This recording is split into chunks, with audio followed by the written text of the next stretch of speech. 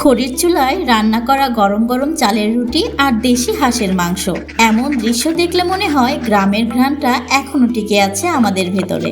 এই তো সেদিন ছিলাম গ্রামের বাড়িতে, সকালের ঠান্ডা হাওয়া আর হাঁসের ডাক যেন শান্তির আলাদা এক সুর।